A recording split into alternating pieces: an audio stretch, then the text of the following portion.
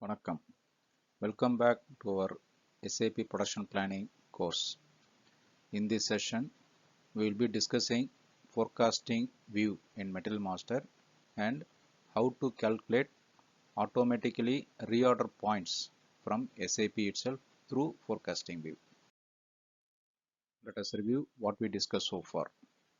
We discussed what is production planning, what are the different production types, what is organization structure in SAP and how it is related to business organization structure. Overview of master data for SAP production planning. In Metal Master, in detail we discussed basic views, purchasing view, 4 MRP views and work scheduling views. Now we are going to discuss the forecasting view. In this forecasting view, there is this view is used to work out what is the forecast based on the past consumption. This is normally aligned with the forecasting consumption based planning or reorder plan planning. So in this session we'll be discussing how to use this forecasting view and convert it to reorder point calculation. To start with, let us see some parameters in this forecasting view. The first is the forecast model. Forecast model mentions there are different types of forecasting methods like a constant method or trend model or seasonal model. Like these different models are there. So it is suggested to PP consultant and users to go through these kind of models theoretically so that you can select the right forecast model here. Now for our demonstration purpose, we are using the constant model. Then we are having a period indicator. This period indicator says how the values, the consumption values have to be considered. For example, it should be considered like a weekly consumption or monthly consumption or daily consumption, and how the future forecasting has to be calculated. This is what is indicated in this forecasting period indicator. Here we selected weekly, mean the consumption will be on weekly basis, forecast also will be on weekly basis. The next field is the historical periods, mean how many periods we need to go and look back to work out this consumption based forecast. So here we are telling the system to go and see 10 weeks past consumption.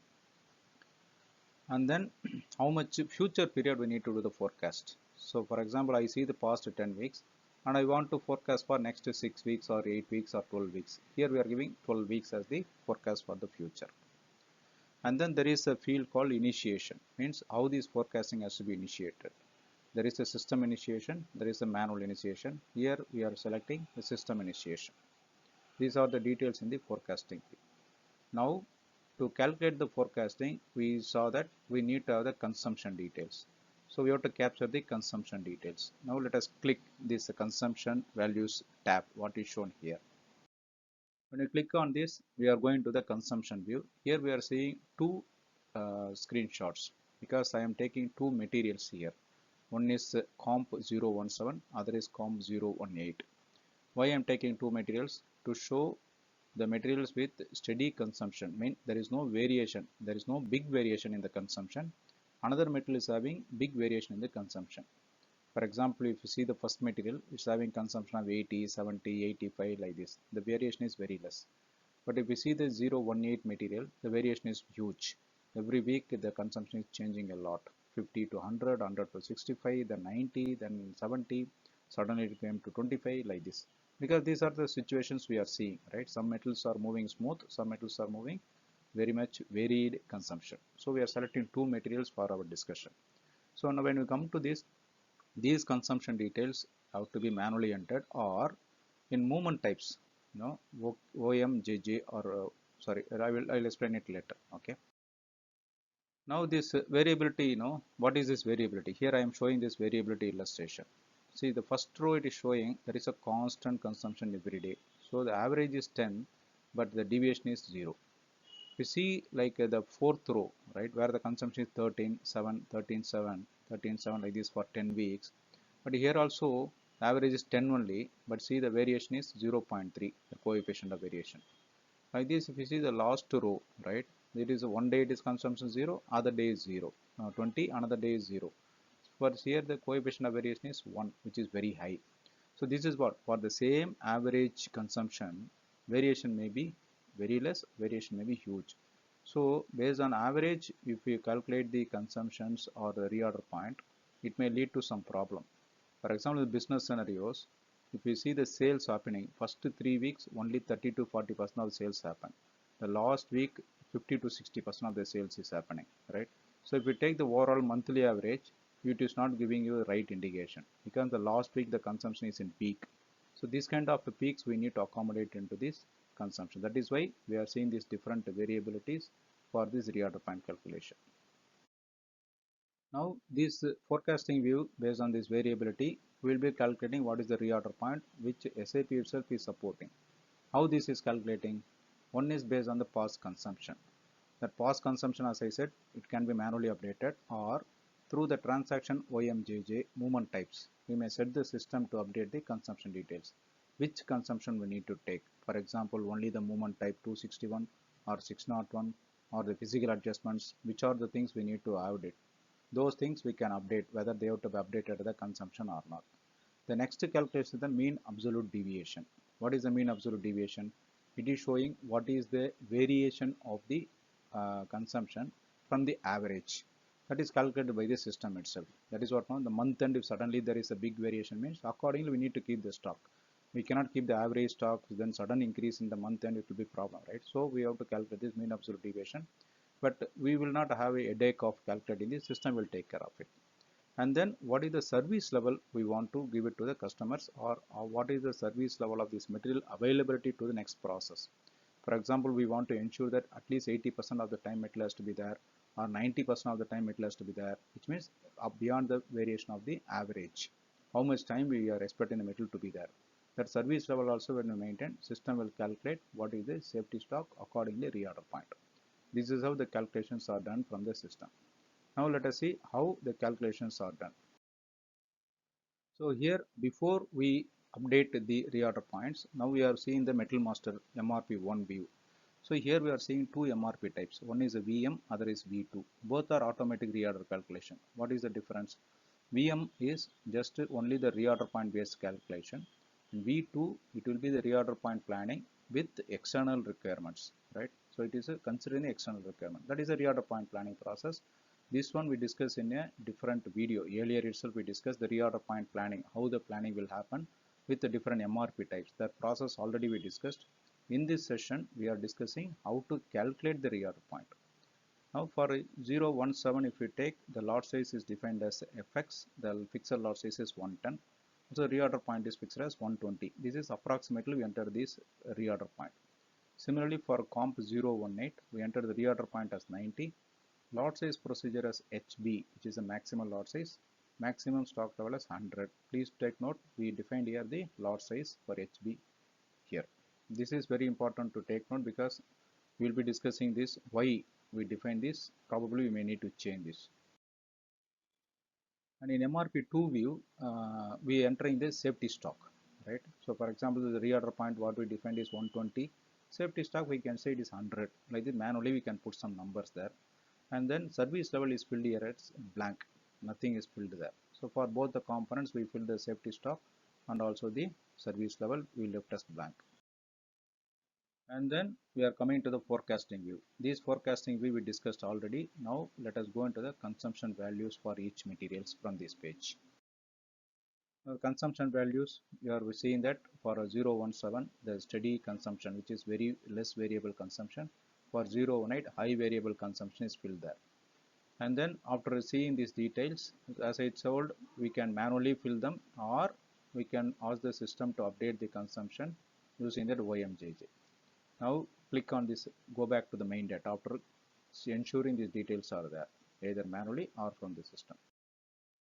And then in the forecasting view plus execute forecast, use this tab, go to the execution part, and then center what is the select which is the current week or the next week, then press enter.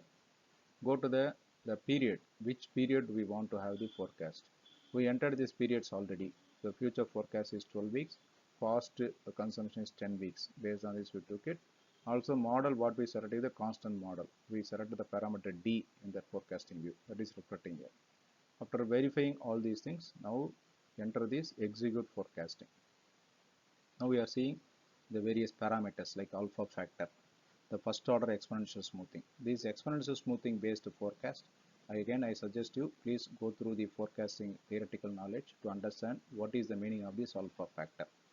Now we assume this alpha factor is 0.2 and then we are executing the forecast. When we do this forecast, now we are seeing for component 017, the reorder point as 203. Earlier it was around 100, now it is showing 203. For comp 018, which is having the big variation, reorder point is showing only 100. So when the variation is low, reorder point should be low. For high variation, reorder point should be high. But here it is showing low. Why? Let us understand. Why it is appearing? Because in the MRP1 view, we selected the lot sizing procedure HB, maximum lot size. Also, we defined what is the maximum stock level 100. So, system cannot go beyond this 100. So, what do we do? Let us change the lot size procedure from HB to FX and then fix some lot size, which is approximately 100. We'll enter there, and then maximum stock level we remove it, right? With these things, now let us do this forecasting calculations again. After that, we see the reorder point for comp 107, which was already calculated as 203 here. For comp 018 this year, now it is 388. It is not 100. Okay. So now we have got this reorder point, which is revised. It is not 100 now, it is 388. So when you use this automated reorder point, if you restrict the maximum stock level, system will take that is the maximum reorder point. So to see that what is the reorder point, we take this value. Maybe after calculating this reorder point, then we can change this lot size procedure to HB, then put the maximum stock level like 500 or 600 as per our requirement. And then we see the safety stock. This remain the same what we entered there already, because we have not entered the service level here. So the same safety stock are maintained there. Now let us enter the service level. Now for the comp 017, comp 108, again let us do the forecasting and we will see what is the result. After entering the service level, see here the reorder point has changed from 203 to 223 for comp 107, so comp 017. For comp 018 also, it is from 368 or 338 to 440 now. Both are increased. Why? Between MRP2V, the safety stock is updated as 20 for comp 017 for 95% of the service level. For comp 018, it is updated as 70 numbers for the 85%. Right? So what is this percentage and these calculations? These are also like a theoretical understanding. We need to have like a statistical understanding. Please go through the statistic of this service level versus what is the quantity, but you don't need to break your head like this. The system is calculating and giving to us. So now let us see that what are the factors which are affecting this reorder point and safety stock. The factors affecting are the lead time, what is the variability, low variability, high variability, what is the service level, what is the consumption level. How these things are affecting. Let us see with some examples here. So here we see the lead time. For the same material, we are having the various combinations here. First, let us see the lead time. It is having 10 days as the lead time, then 20 days as the lead time. And then we will compare this with whether the variation is low variation or higher variation. Then we are seeing the service level, 90%, 95%, 98%. If you see this is the reorder point for 10 days at 90%. With the variation low, it is 1568. It has increased to 2210 for variation high. Similarly, for 10 days low variation at 98%, it was 1604. See, from 90% to 98%, it has increased from 1568 to 1604. Similarly, for variation high, it has increased from 2210 to 2515, from 90%, 98%. And also at the same 98% level, from variation low, it was 1604, now it is 2515. You can see this. See that all these impacts are having a big impact on the safety stock. Proportionately, they are changes there. Because of this increase in safety stock, only reorder point is increasing. Okay. And now the lead time is 10 days, the upper portion is showing it. When the lead time is increasing, accordingly our reorder point is also increasing. So when the lead time is more, reorder point also will be more. Right? So please go through this table to see these variations. So when the lead time is increasing, the reorder point and safety stock will increase. Variability is increasing, reorder point and safety stock will increase. Also when we need more service level, we need to keep more stock. When the consumption is high, also the stock will be more because average consumption was high. reorder point also should be high. This means for increased lead time and higher consumption, normally reorder point may not be suitable. That's what we may see it. But we can address it in two ways. What are the two ways? One is that we can use the safety stock and regular planning process. So from the BOM, from the parent product, it can plan and get it. Or if we want to go for reorder point itself, what we can do, we can create the purchase orders in the small lots, right? Keep them with according to the lead time. For example, 50 numbers in this week, 50 numbers next week, 50 numbers next week, like that. If we keep it this purchase order, system will consider these open purchase orders and propose the remaining quantity. So here we need to take care of proper definition of what is the fixed lots is for this kind of workings. This one you please try it. Okay. Alternatively, demand-driven MRP can be used to plan the materials. Demand-driven MRP can be done directly in SAP S4HANA from version 1709. For the versions which are having before that, the 1709 before that, like 1610, also the ECC6, it is not possible directly to do demand-driven MRP in system. But I worked out an alternate. If anyone needs that method, contact me from my email or through my phone, which I can explain you later.